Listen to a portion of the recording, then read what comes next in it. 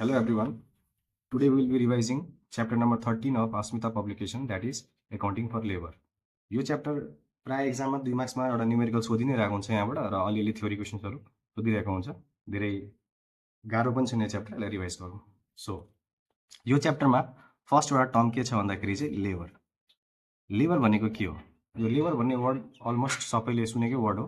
So labour भनेको चाहिँ कस्तो भन्दाखेरि चाहिँ यस्तो खालको वर्क जसमा चाहिँ फिजिकल स्ट्रेन्थको बेसी काम हुन्छ, त्यस्तो खालको कामलाई के भन्छ त लेबर भन्छ। र यो लेबरको काम गर्ने मान्छेहरूलाई के भनिन्छ भन्दाखेरि चाहिँ लेबरर भनिन्छ। यो लेबररहरूले फिजिकल वर्क गर्छ अथवा भन्ने हो भनेदेखि चाहिँ एउटा अनस्किल्ड वर्क गर्छ जसमा चाहिँ फिजिकल स्ट्रेन्थ अथवा पावरको बेसी काम हुन्छ। अनि त्यो काम गरे बापतमा उनीहरूले जुन पेमेन्ट पाउँछ त्यो पेमेन्टलाई के भन्छ भन्दाखेरि चाहिँ एकाउन्टिङको भाषामा वेजेस भन्छ। अब एउटा लेबरले फिजिकल स्ट्रेन्थ अथवा फिजिकल पावर बेसी युज गरेर जुन अनस्किल्ड कामहरू जुन गरिरहेको हुन्छ त्यसको अगेन्स्टमा उसले जुन पेमेन्ट पाउँछ त्यो पेमेन्टलाई के भनिन्छ भन्दाखेरि चाहिँ वेजेस भनिन्छ। अब यो वेजेसको जुन पेमेन्ट गर्छ कम्पनीले लेबरलाई, त्यो दुई तरिकाले पेमेन्ट गर्न सक्छ। एउटा फर्स्ट तरिका के भयो भन्दाखेरि चाहिँ टाइम रेट सिस्टम।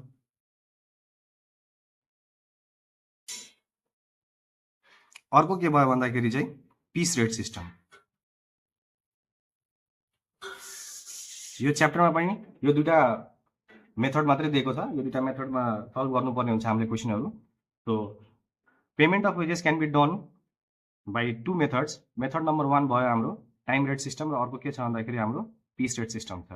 अब यसको नामले नै अलमोस्ट क्लियर छ कुराहरू। टाइम रेट सिस्टम भनेको कस्तो भन्दाखेरि चाहिँ जति घन्टा मान्छेले काम गर्यो त्यसको बेसिसमा उसले पेमेन्ट पाउँछ। र पिस रेट सिस्टम भनेको कस्तो भन्दाखेरि चाहिँ जति उसले प्रोडक्सन गरेको छ त्यसको बेसिसमा उसले पेमेन्ट पाउँछ। र यो दुईटा मेथडले पेमेन्ट हुन्छ। फर्स्टमा हामी यो टाइम रेट सिस्टम हेरौँ।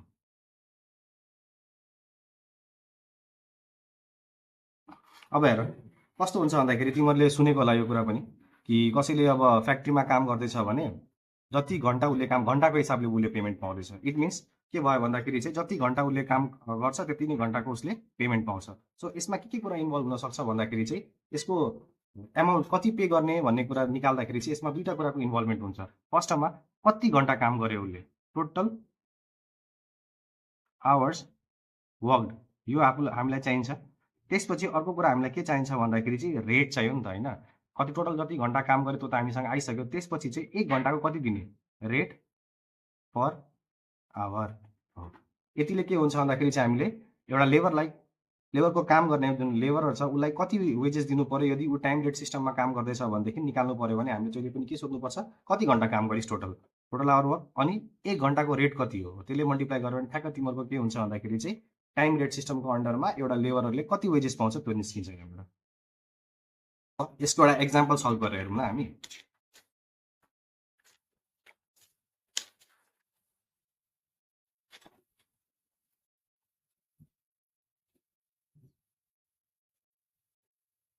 जस्तै यहाँ क्वेसन नम्बर 1 हेर। यहाँ क्वेसनमा के लेखेको छ भन्दाखेरि a worker is paid ₹2 per hour and he has spend 350 hours in a particular month in a factory. What is the total earning of that particular month? यो क्वेसनमा पढ्दाखेरि चाहिँ के थाहा भयो भन्दाखेरि एउटा कामदारले जम्मा ₹2 प्रति घन्टा कमाउँछ। A worker is paid ₹2 per hour भनेपछि क्वेसन नम्बर 1 को सोल्युसन हामीले गर्दाखेरि यहाँ के भयो भन्दाखेरि चाहिँ रेट पर आवर हामीलाई दिएको छ। रेट पर आवर कति दिएको छ भन्दाखेरि ₹2 per hour। इट मिन्स एउटा लेबरले एक घन्टा काम गर्यो भने उसले कति रुपियाँ पाउँछ भन्दाखेरि ₹2 पाउँछ। र पुरा महिनाभरिमा and he has spend 350 hours during a particular month, अनि पुरै महिनामा उसले जम्मा कति घन्टा काम गरेको छ भन्दाखेरि चाहिँ जम्मा 350 hours उसले काम गरेको छ। सो यो भनेको हाम्रो के भन्दाखेरि चाहिँ टोटल आवर्स वर्कड, कति घन्टा काम गर्यो भन्दाखेरि 350 hours। अब तिमीहरूलाई के सोधेको छ भन्दाखेरि चाहिँ what is his total earning for that particular month. अब यो लेबर जसले चाहिँ के अरे पुरा महिनामा 350 घन्टा काम गरेको छ र उसलाई एक घन्टाको ₹2 तिर्दैछ, उसले पुरै महिनामा कति कमायो भन्दाखेरि चाहिँ हामीले के निकाल्नु पर्यो भन्दाखेरि चाहिँ वेजेस कुनमा त यो टाइम रेट सिस्टम भयो नि त, होइन? अन्डर टाइम रेट सिस्टम यसको के भयो भन्दाखेरि अघि माथि फर्मुला लेखाए जस्तो हामीलाई के कुरा चाहिन्छ। फर्स्टमा हामीलाई चाहिन्छ टोटल आवर वर्क, कति घन्टा काम गर्यो, total hours work multiplied by rate per hour, जम्मा उसले कति घन्टा काम गर्यो 350 घन्टा काम गर्यो मल्टिप्लाई बाई एक घन्टाको रेट कति भन्दाखेरि 2 रुपियाँ यसको रेट हो। सो टोटल कति आयो भन्दाखेरि 35 टु 70 700। सिम्पल, यति गर्यो भने तिमीहरूको दिमाग आयो। यो क्वेसन त एकदमै सिम्पल थियो हैन। अब अलिकति कहिलेकाहीँ चाहिँ के हुनसक्छ घुमाएर यदि दिएको छ भने पनि कन्फ्युज हुने हैन। अर्को क्वेसन चाहिँ ट्राई गरी हेरौँ। अब क्वेसन नम्बर 4 हेर्दा हुन्छ। 2 र यो 3 त इजी नै छ। पहिले 4 गरिदिन्छु पछि बाँकी पनि गरिदिन्छु म। क्वेसन नम्बर 4 हेर, यसमा के भनेको छ हेर त, the following particulars are given weekly working hour भनेको एक हप्तामा जम्मा कति घन्टा काम गर्दो रहेछ एउटा कामदारले भन्दाखेरि चाहिँ 35 आवर्स काम गर्दो रहेछ। त्यसपछि टोटल वर्किङ विक्स जम्मा 20 हप्ता काम गर्दो रहेछ भनेपछि एक हप्तामा 35 घन्टा काम गर्छ र जम्मा कति हप्ता उसले काम गर्छ भन्दाखेरि उसले 20 हप्ता काम गर्छ र आउटपुट प्रड्युस भनेको चाहिँ 10 युनिट्स पर आवर। यसको मतलब के भयो भन्दाखेरि चाहिँ एक घन्टामा जम्मा कति युनिट बनाउँछ भन्दाखेरि 10 युनिट बनाउँछ। अब यहाँ वेज रेट तिमीलाई कति दिएको छ भन्दाखेरि 10 पर युनिट, हामीलाई युनिटको हिसाबले दिएको छ तर हामीले वेजेस के को हिसाबमा निकाल्नु पर्ने भन्दाखेरि टाइम रेट सिस्टम भनेर सोधेको छ नि त। त्यही भएर यहाँ रेट तिमीहरूलाई उसमा दिए पनि युनिटमा दिए पनि हामीले चाहिँ केमा निकाल्नुपर्छ भन्दाखेरि टाइमको हिसाबले निकाल्नुपर्छ। सो यहाँ क्वेसन नम्बर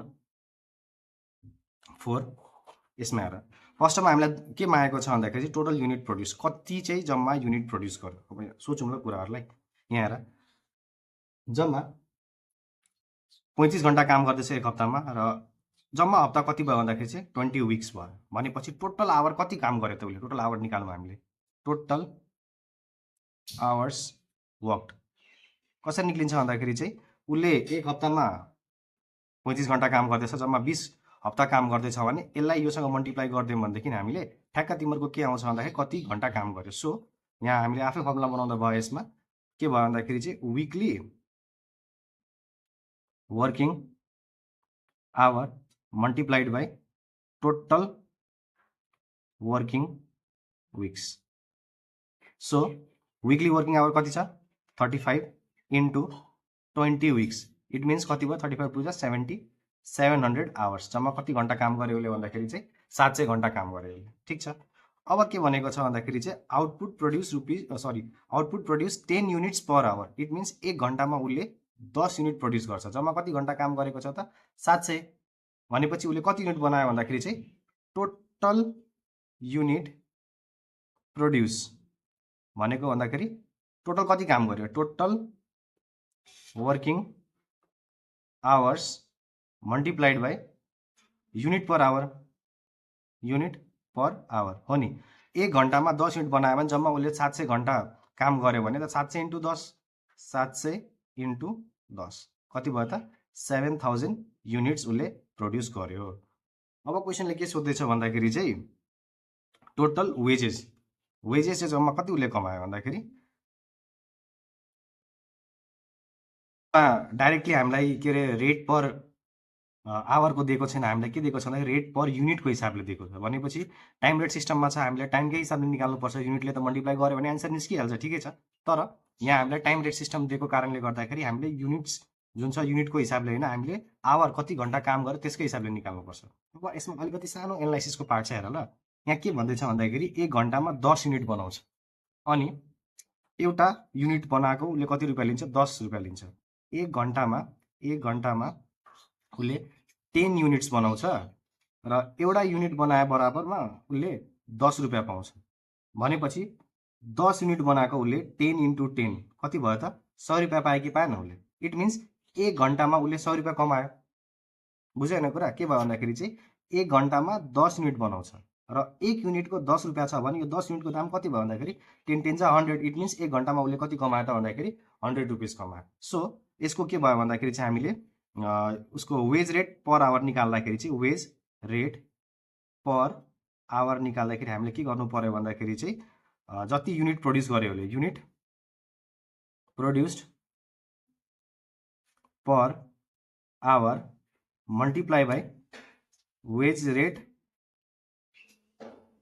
पर युनिट, त्यही त हामीले गऱ्यौँ। जति युनिट प्रड्युस गरेको थियो र एउटाको युनिटको कति दाम थियो त्यसलाई ठ्याक्कै मल्टिप्लाई गर्यो भने तिम्रो के आयो भन्दाखेरि एक घन्टाको अर्निङ आयो। वेज रेट पर आवर कति आयो भन्दाखेरि रुपिस 100 आयो। 10 इन्टु 10 गर्दाखेरि रुपिस 100 आयो। इट मिन्स हामीलाई क्वेसनमा चाहिँ वेज रेट युनिटको हिसाबले दिएको छ, तर यहाँ हामीलाई टाइम रेट सिस्टमको हिसाबले निकाल्नु परेको कारणले गर्दाखेरि चाहिँ हामीले वेज रेट पर आवरको हिसाबले निकाल्नुपर्छ। कसरी निकाल्यौँ भन्दाखेरि हामीले unit produce multiplied by wage rate per unit. It means 10 10 जा 100। अब हामीलाई के थाहा भयो भन्दाखेरि चाहिँ टोटल आवर वर्क पनि छ हामीसँग, अनि त्यहाँदेखि एक आवरको रेट कति छ त्यो पनि हामीले निकालिसक्यौँ। सो अब यहाँ total wages under time rate सिस्टममा लेख्दाखेरि के लेख्नु पर्यो भन्दाखेरि चाहिँ total hours worked multiplied by rate per hour. Rate per hour कति भयो भन्दाखेरि तिमीहरूको यहाँ टोटल आवर्स भनेको 700 आवर्स छ, इन्टु रेट पर आवर भनेको 100 को हिसाबले कति भयो त ₹70,000। सक्यो। सो हाम्रो टाइम रेट सिस्टममा बेसिकली यति नै कुराहरू हुन्छ। के भयो भन्दाखेरि तिमीहरूले जहिले पनि टाइम रेट सिस्टममा टोटल वेजेसको क्यालकुलेसन निकाल्दाखेरि दुईवटा क्वेसन सोध्नुपर्ने हुन्छ। क्वेसन नम्बर 1 के हुन्छ भन्दाखेरि टोटल आवर चाहिँ कति काम गर्यो, र अर्को क्वेसन के हुन्छ भन्दाखेरि चाहिँ एक आवरको रेट कति हो, त्यसको हिसाबले हामी निकाल्छौँ। अब यसमा हाम्रो सेकेन्ड टपिक के छ भन्दाखेरि चाहिँ piece rate system. Topic number 2 छ हाम्रो पिस रेट सिस्टम। अब यसमा चाहिँ के हुन्छ भन्दाखेरि चाहिँ कति युनिट प्रोड्युस गर्यो त्यसको हिसाबले पेमेन्ट गर्नुपर्छ हामीले। सो यसमा पनि हामीले बेसिकली दुईवटा क्वेसन सोध्नुपर्ने हुन्छ। फर्स्टमा के हुन्छ भन्दाखेरि टोटल युनिट्स प्रोड्युस्ड कति छ multiply by rate per unit. यो दुईवटा कुरा हामीसँग भयो भने ठ्याक्कै यो कुरा हाम्रो निस्किहाल्यो। जम्मा कति युनिट प्रोड्युस गर्यो र एक युनिट प्रोड्युस गरे बराबरमा हामीले उसलाई कतिको पेमेन्ट दिन्छौँ, त्यो दुईवटा कुरा हामीसँग भयो भने यो सल्भ भइहाल्छ। यसको पनि एउटा एक्जाम्पल सल्भ गरेर हेरौँ। ल मैले एउटा सिम्पल एक्जाम्पल क्वेसन नम्बर 11 हेर। 11 नम्बरमा के छ भन्दाखेरि a worker is paid ₹28 per unit भनेपछि यो के भयो त रेट भयो। एउटा वर्करलाई 28 रुपियाँ पर युनिटको रेटले पेमेन्ट गर्दैछौँ। And Hee produces 45 units in 7 hours. जम्मा 7 घन्टा काम गरेर उसले कति युनिट प्रोड्युस गर्यो त 45 युनिट्स गर्यो। हामीलाई पिस रेट सिस्टममा दुईवटा कुरा चाहिएको हुन्छ, टोटल युनिट प्रोड्युस जुन चाहिँ यहाँ कति छ त 45, र अर्को के छ त रेट पर युनिट। एक युनिटको कति दाम भन्दाखेरि यहाँ 28 दिएको छ। भनेपछि हाम्रो यो टाइमसँग हामीलाई मतलब भएन। यहाँ चाहिँ यो क्वेसनमा हामीलाई जुन दुईवटा कुरा चाहिएको थियो, एउटा कुरा यो रह्यो, अर्को कुरा के रह्यो त यो रह्यो। सो यहाँ हाम्रो के भयो भन्दाखेरि चाहिँ रेट पर युनिट भनेको ₹28 दिएको छ हामीलाई।